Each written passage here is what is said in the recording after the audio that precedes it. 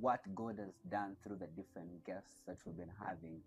And they usually get feedback from you. It's really amazing about the testimonies that have come through the Holy Drive show. And today we continue with our guest, Mr. Tom Chove, who has been telling us about how he grew up in a family of 40 children, how he grew up with a stepmother, but still God was able to lift him from the grass to where he is today. He'll be telling us deeper about the things God has done for him and where he's going by the grace of God. You welcome, Mr. Tom Chove. Thank you, Jimmy. Yes. I've been moved by your story in the first segment of how you grew up from a family of 40 children, but still that did not limit you. So that means no one has an excuse for failing in this world, right? So based on your story, whom do you acknowledge God to have been part of your journey? Thank you, Jimmy. I don't think I would be here. I would have, even from where I am right now, God has been part of my journey. God works through people as well, and I'm sure it is through God that I'm here as a person who has really. I'm not yet there, Yes. where people would think, yeah. But at least But you're somewhere. I'm somewhere. Yes. It's good to appreciate what God has been able Well, I to was do for you. asking you that some people trust in chariots. Some people have different things they trust in. Nayo katonda wange yankolera ebintu. So it's important to know the source of your strength. So government, it is God that also encourages us to keep searching for this man. One can say, but I also seek God. How come I've not made it in life? Get my question? So for you as Mr. Chove, you believe God has been the center of it all, right? But also your hard works have contributed a lot to your success. So that one also teaches us to work hard, because God blesses the works of our hands. True. Yeah, it's not automatic as one may think it is. So as we continue sharing the story, when you came from IHK, eventually you hear saving lives. How have you found this journey for the many years you've been doing it? I think this is a calling.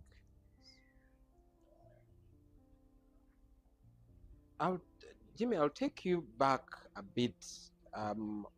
While at IHK and doing a lot of ambulance, I was driving an ambulance, and then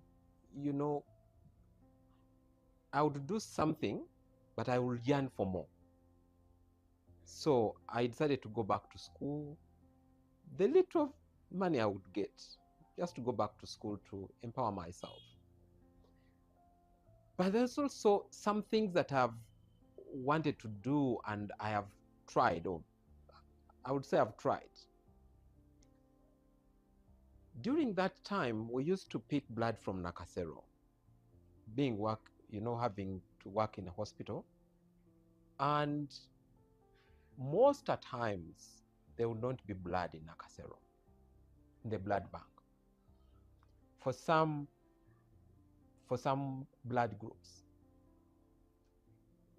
So that touched me, that a patient whom we are doing all the best to save, but needs this particular blood group, and it's not, we don't have either any, or we have little units, and start calling people to come and donate blood at the blood bank. So I went back after several of those. I said, but what can I do within my means that I save life? That's how it has been, that is, as I said, that has been on my heart. So I decided to organize the first blood donation exercise in the hospital. I felt that if I I go around the community in Namuongo and ask people, or put those posters up for people to come and donate blood. They are saving lives of somebody they might not even know, or they might be a relative. So I started campaigns within the hospital to donate blood. Now that is how my thinking is, that I will do something little within my means, but I'm sure it will end somewhere. And these campaigns were so welcome by the blood bank, because we collected units every after 3 to 4 months. They would come, I do the mobilization myself and the team, and we get blood. So fast forward, after 14 years working in a hospital and being a head of department, different departments in the hospital, I've done literally everything as operations manager, non-clinical services, and I did a lot, and I felt I need to move somewhere. The time I spent had trained a number of people who work in the ambulance, not just the ambulance drivers, but even nurses, because by then we did not have any cadre that works in the ambulance. So we could pick nurses and they work as paramedics or emergency medical technicians. So I had trained most of them, because I take myself as was the first person who is a bit educated to work in the ambulance. By then we had only, I think, 2 ambulances. We had AAR and International Hospital. The description of an ambulance we'll talk about later, because most people say any car that is written ambulance is an ambulance, but it's purely not. Some are just normal, they're empty. They are empty. So I'm happy to say that I was one of the few people who, through initiatives to train myself, but also attend several courses, that I was able now to transfer this skill to my colleagues within the hospital, but also outside the hospital. So how have you served God through your profession? All of these I've been doing for the humanity out there. Take an example, the blood donation exercise. So when I went out after 14 years, I thought about something that can be for the God's people. The ambulance service is something that most people have not even taken trouble to think about. They think when you take a patient into the hospital, that's it. But this service, taking a patient right from the road, from the home, what you do along the way matters the patient outcome. So with my fellow team, we said we need to see how do we come up with an association that brings together all the professionals of pre-hospital. It did not stop there, because we have also been able to look out for people along the roads. When accident happens, it is that person along the road who will be the first at the scene. So through our works, we've been able to even look at those people to skill them that when something happens, they should acknowledge an emergency. They can recognize an emergency and give them soft skills, simple skills that will help them to save you right there before you get to the hospital. I get you. So that's how you've been able to serve your God. Mr. Chobe, as you've been doing this kind of work for, I think, more than 10 years now, has it caused that joy in your heart when you're looking at lives being saved? Like, has it happened to you? Do you feel in your heart you're satisfied, you're contented? I have good stories, and that really make me, joyful about when I hear some of the things people talk about, what I did for them. We had a response to floods in Kasese and Mbale in 2020, amidst COVID, and 2022 in Mbale. But in Kasese, we responded and rescued quite a number of people, but also being that it was in the middle of the COVID pandemic, we are the only people who had an ambulance. We went with ambulances there to beef up the emergency medical services in Kasese. There are mothers who gave birth in the ambulance, about 21 children in the ambulance. But there are also those that we transported to the facilities and they were able to deliver normally. Now, for me, that gives me joy. And I feel like, okay, I never saved my mother, but I can save other mothers in the world. So that makes me really joy that there is a life saved. And that speaks volumes to me. And there are so many people, when you go back to Kasese, for example, who are there about 3 months, and we transported about 1,000 patients. Yes. So during the 3 months. So that life saved means a lot for me. And God should reward you for that. It's really great work. And there are those that I have trained. I will not mention the organizations where they are, but I'm sure they always, people call me and say, oh, you come and see what I recommended my institution for this ambulance. And this is what I recommended. And I appreciate. So, and they are doing well. They are doing well. There's nothing, I would say I'm like a parent. There's nothing really that makes you happy than seeing that the people who have gone through your hands are impacting lives out there. I know. That is your greatest joy. I really feel happy. And you know, Michobe, the kind of service you're doing, it's really so good in a way that even after 50 years, someone will remember a man called Chobe saved my life. Through him, I was able to live. But now, again, the kind of work you're doing, it has two sides. There are those good moments. That's all those ones which are so painful. Like you reach there, if like you see people losing their lives. So what are some of those few moments that you remember and your heart bleeds? Yeah.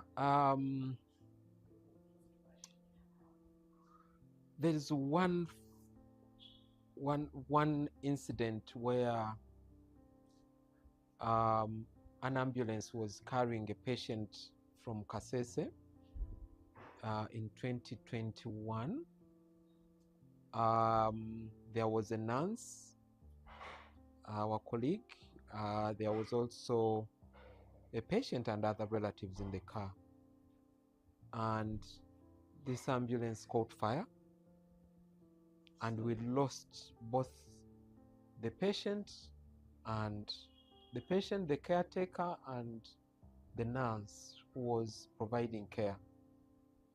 I think I have faced several things, but that was unimaginable. I couldn't imagine that an ambulance can catch fire and all the people die. So painful. That has been something that is next to tormenting. There are others where ambulances have caused accidents because of various reasons, but I think that fire one, I have never come to terms with it. I know. It can't just go like that.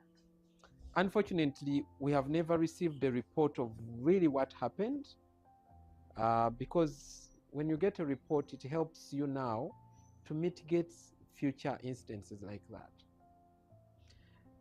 There are a lot of people who work in the ambulances that have had traumatic experiences, especially what we went through as COVID pandemic.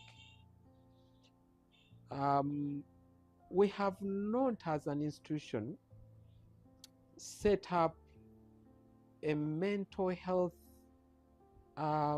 department or somebody to cater for the mental health of people who work in pre-hospital.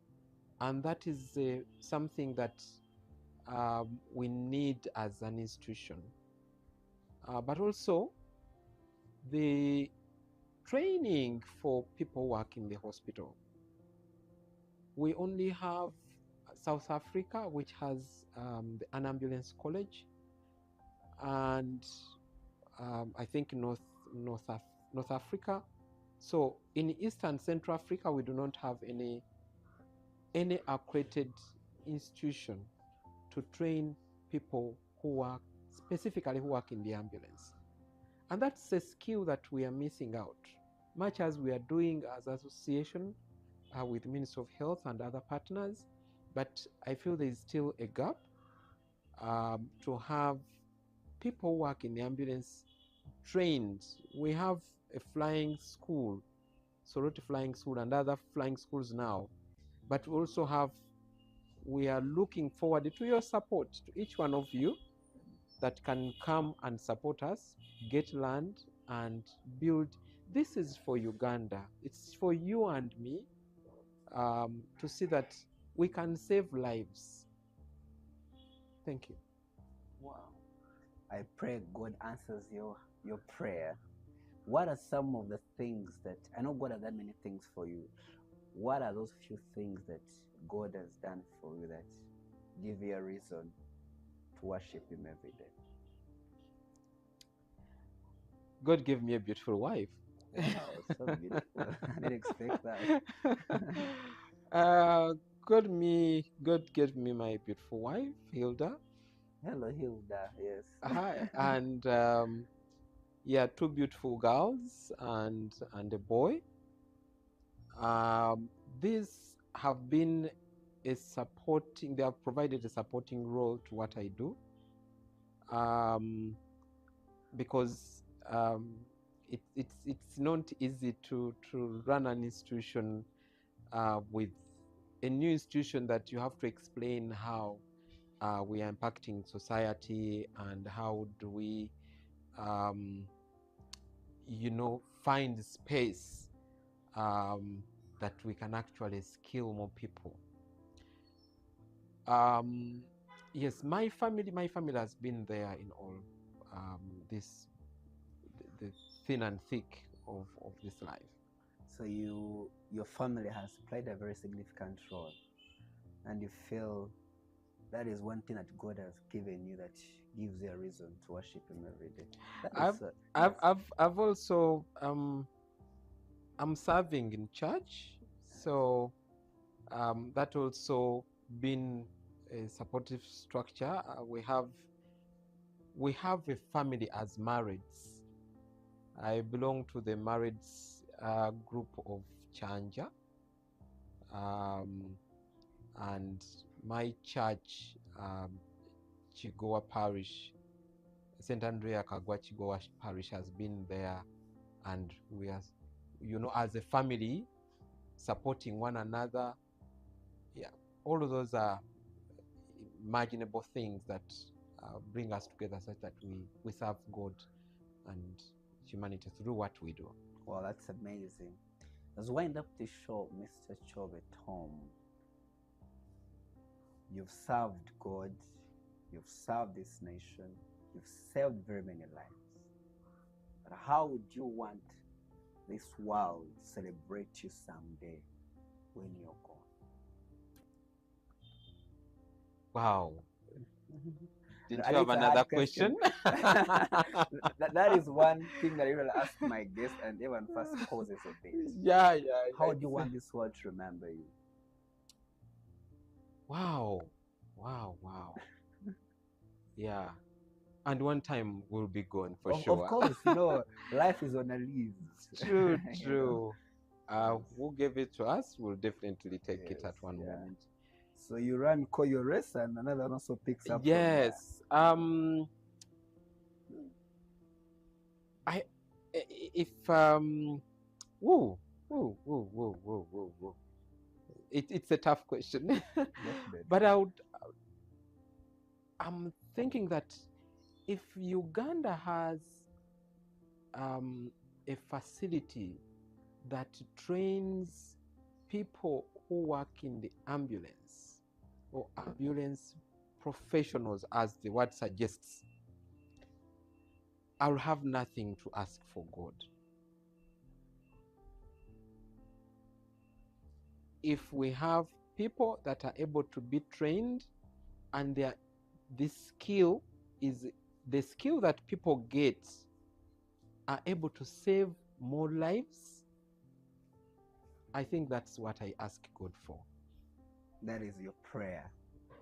And how I pray God can do it for you. Surely. In your heart, are you satisfied with the life God has given you, with the few successes that you have attained? Mubanja.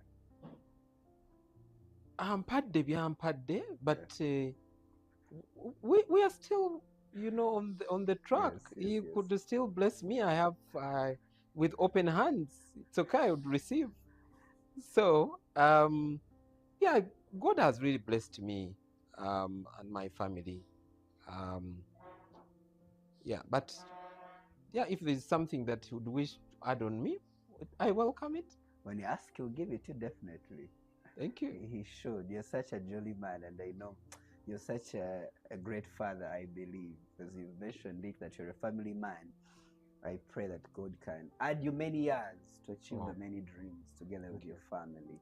So my last question is wind up this show. I've asked you most of the questions, and I believe you've answered them in your best way. But as I wind up this show, you've done all this, Mr. Chobe Tom. But in your heart, how is your relationship with God? That is very significant. Because at the end of the day, all these things will fade away. But that Tom, that Chobe Tom, in your heart, how is your bond with God? Do you feel in your heart you're at par with God? And if the God was to call you to open the books, your books will be clear with Him?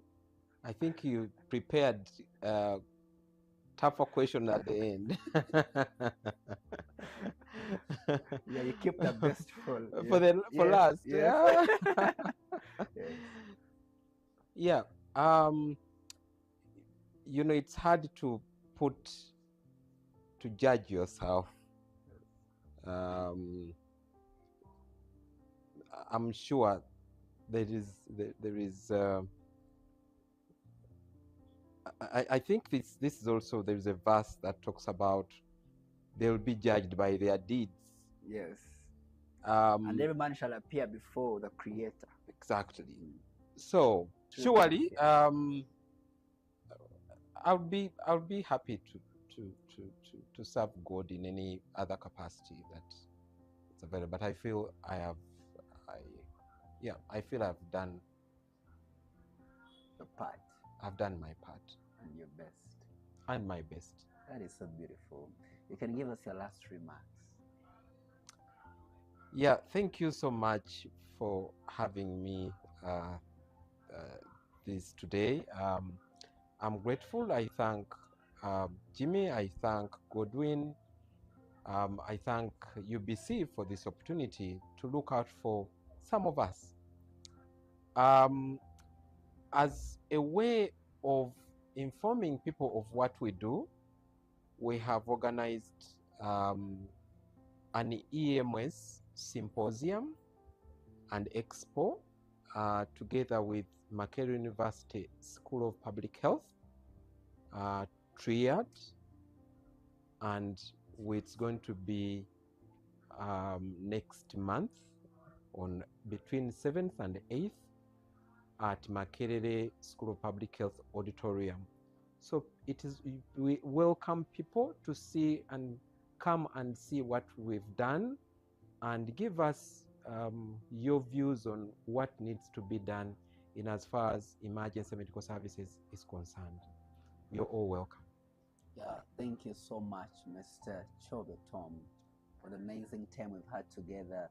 Thanks for sharing your journey, your stories, but also how God has been part of your journey. I have been Jimmy Akanshom as your host of the Holy Drive Show. Thanks for watching us. I want to appreciate the team that I work with, Godwin, and the entire team of UBC and U24 TV. May God bless you always for ensuring that this show is on air and is impacting lives. That has been the Holy Drive for today. Shalom, shalom.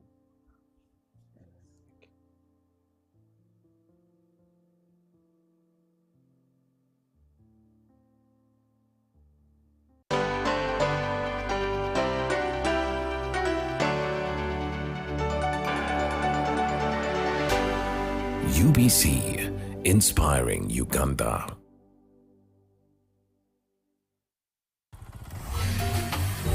Hello, Kampala, Uganda. In response to the national call of strengthening the traffic security, Good Products Group HGO brand has officially launched the Rider Selection Campaign. Registration is now open. Visit www.riders.hgo.com. Complete your registration now for a chance to win exciting prizes including motorcycles, exclusive HGO gift boxes, and official rider vests, all while promoting safe riding awareness. This is how to participate. Pay the registration fee, invite 3 friends to form a team of 4, and your registration fee will instantly be refunded. Begin your journey of honor today. Don't miss this opportunity. Join the challenge, promote road safety, and become a pioneer rider. For details, visit the official Good Products website at www.hgo.com or call toll free 0800-335-555 or visit our offices at Kingdom Kampala 3rd floor to register now and win prizes worth millions. This August, East Africa becomes the center of African football. CHAN 2024 is here, and it's bigger than ever. 3 proud nations, Kenya, Tanzania, and Uganda, united by football, passion, and power. From the first whistle to the final roar, 35 thrilling matches, live, only on UBC TV and radio stations. Wherever you are in Uganda, from the city to the village, UBC brings CHAN 2024 to your screen and your radio. August 2nd to August 30th, it's football like never before. 1 tournament, 1 region, 1 heartbeat. CHAN 2024, live on UBC. Feel the game, live the glory.